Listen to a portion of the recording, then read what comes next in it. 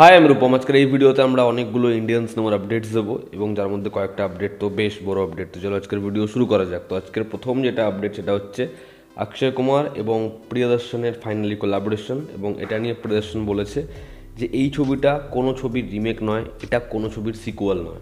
এই ছবির যে স্ক্রিপ্টটা সেটা প্রিয়দর্শনের নয়, সেটা একতা কাপুর তাকে দিয়েছে এবং ছবিটার কাজ খুব শীঘ্রই শুরু হবে। তবে এই ছবিটা একটা হরর কমেডি। হ্যাঁ, এই ছবিটা একটা হরর কমেডি, তবে এই ছবিটা কিন্তু ভুল ভুলাইয়ার সিকুয়াল নয়। এই ছবিটা অনেকটা ফ্যান্টাসি হরর জোনের, ঠিক আছে? এবং এই ছবিটা সব ঠিক থাকলে ফ্লোরে যাবে 2024-এর অক্টোবরে। তো এটা খুব খুব বড় একটা আপডেট যে ফাইনালি প্রিয়দর্শন এবং তাদের পছন্দের অ্যাক্টর অক্ষয় কুমার একসাথে কোলাবরেট করছে, এবং অক্ষয় কুমার যতগুলো কমেডি ছবিতে কাজ করতে চলেছে সব থেকে দারুণ এবং সব থেকে পিওর ছবি হবে হচ্ছে এটা। এবং অক্ষয় কুমারকে কীভাবে ব্যবহার করতে হয় সেটা প্রিয়দর্শন আবার দেখিয়ে দেবে। তো এই ছবিটার জন্য আমি সব থেকে বেশি এক্সাইটেড। তো দেখার অক্ষয় এবং প্রিয়দর্শনের কোলাবোরেশন কেমন হয়। আজকের অন্যতম বড় যেটা আপডেট সেটা হচ্ছে এস রাজামৌলি এবং মহেশ বাবুর পরবর্তী অ্যাকশন অ্যাডভেঞ্চার ফিল্ম, সেই ছবির শ্যুট কবে থেকে শুরু হবে, সেই ছবির কাজ কবে থেকে শুরু হবে, এই নিয়ে আপডেট এসেছে। তো এই ছবিটার কাজ শুরু হবে গুড়ি পড়ওয়ার দিনে, অর্থাৎ 9 এপ্রিল 2024 থেকে এই ছবিটা ফ্লোরে যাবে। তো দেখার এই ছবির কতদিন ধরে শ্যুট হয় এবং ছবিটা আলটিমেটলি মুক্তি কবে পায়, কতটা গ্র্যান্ডার থাকে এই ছবিতে, এবং মহেশবাবুকে কীরকমভাবে প্রেজেন্ট করে এস রাজামৌলি স্যার। আজকের অন্যতম বড় এবং দুঃখজনক আপডেট সেটা হচ্ছে থালাপতি বিজয় নিয়ে। আমি এটা নিয়ে একটা শর্টস বানিয়েছিলাম অনেক দিন আগে। সেই সময় আমি বলেছিলাম থালাপতি বিজয় হয়তো তার পলিটিক্যাল কেরিয়ার শুরু করলে তিনি আর সিনেমা করবেন না, এবং সেই সময় অনেকেই কমেন্ট করেছিল। তবে লেটেস্ট রিপোর্ট এটাই যে থালাপতি বিজয় তিনি পলিটিক্সে সম্পূর্ণভাবে নামছেন এবং তিনি হয়তো আর সিনেমা করবেন না। শোনা যাচ্ছে থালাপতি 69 তার শেষ ছবি হবে, তারপর তিনি আর কোনো ছবি করবেন না। তিনি সম্পূর্ণভাবে পলিটিক্সে আসবেন এবং তার পার্টির নাম থামিজাগা ভেট্রি কাগাজাম। তো এটা খুব দুঃখের বিষয় যে একজন অ্যাক্টর যে নিজের কেরিয়ারের পিক মোমেন্টে আছে সেই সময় তিনি তার ফিল্ম কেরিয়ার ছেড়ে দিচ্ছেন। তো থালাপতি 69 তার লাস্ট ফিল্ম, এমনটাই শোনা যাচ্ছে। ঋত্বিক রোশন এবং জুনিয়র এনটিআরের ছবি ওয়ার 2 এর শ্যুট স্টার্ট হবে এই মাস, অর্থাৎ ফেব্রুয়ারি মাস থেকে মুম্বাইতে। তো দেখার এই ছবির শ্যুট কতদিনে হয় এবং ছবিটা আলটিমেটলি আসে কবে। মোহিত সুরি, যিনি বিশেষ ফিল্মসের সাথে সব থেকে বেশি ছবি করেছেন, ফাইনালি তিনি এবার অন্যান্য প্রোডাকশানে আস্তে আস্তে কাজ করছেন, এবং ইয়াশরাজ তাকে সাইন করেছে একটা রোম্যান্টিক ছবির জন্য, যেটা নিউ এজ রোম্যান্টিক ফিল্ম হতে চলেছে। শারভারি এবং আলিয়া ভট্টকে নিয়ে ওয়ারএফ একটা স্পাই ফিল্ম প্ল্যান করেছে, এই নিয়ে আমরা আগে কথা বলেছিলাম।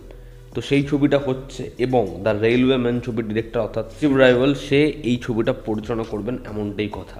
তো দেখার ছবির কাজ কবে থেকে শুরু হয় এবং ছবিটা হয় কেমন। কবির খানের ছবি চান্দু চ্যাম্পিয়ন, যেখানে কার্তিক আরিয়ান মুখ্য চরিত্রে অভিনয় করছেন, এই ছবির শ্যুট কমপ্লিট হয়ে গেছে। তো খুব শীঘ্রই এই ছবির টিমের পক্ষ থেকে প্রমোজ আমরা পেতে চলেছি।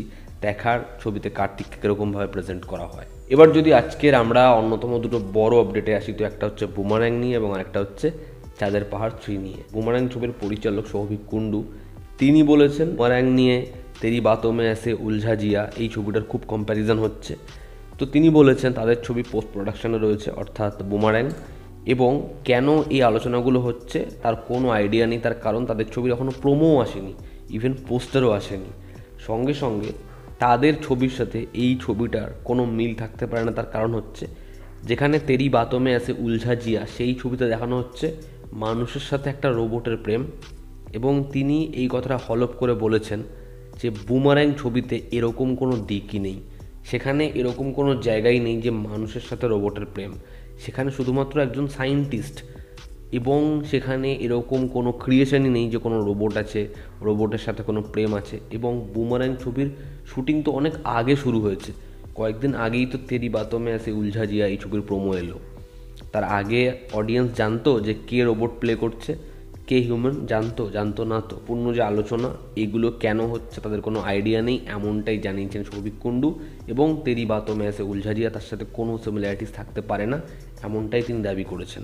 চাঁদের পাহাড় 3 নিয়ে দেব কি বললেন? দেব জানালেন চাঁদের পাহাড় 3 এই ছবির স্ক্রিপ্ট তার পছন্দ হয়েছে, এবং চাঁদের পাহাড়ের প্রথম দুটো পার্টের থেকে এটা আরও অনেক বড় স্কেলের প্ল্যান, আরও অনেক বড়োভাবে এই ছবি নির্মাণ করা হবে। তবে এই খবরটা ঠিক নয় যে এই ছবিটা ধ্রুব ব্যানার্জি বানাচ্ছে বা এই ছবিটাকে ধ্রুব ব্যানার্জি প্ল্যান করছে, না। কমলেশ্বর মুখার্জি, যিনি এর আগে দুটো পার্ট বানিয়েছিলেন, তিনি থার্ড পার্ট অর্থাৎ চাঁদের পাহাড় 3 বানাচ্ছেন, এমনটাই বলেছেন দেব। এবার দেখার চাঁদের পাহাড় 3 কবে আসে বক্স অফিসে এবং সেটা এবার নতুন কী রেকর্ড বানায়। তো এই ছিল আজকাল লেটেস্ট আপডেটস। ভালো লেগে থাকলে লাইক করো, শেয়ার করো, তোমাদের কি অপিনিয়ন জানিও। জনতা আমাদের পাশে আছে। আবার দেখা হচ্ছে। Take care.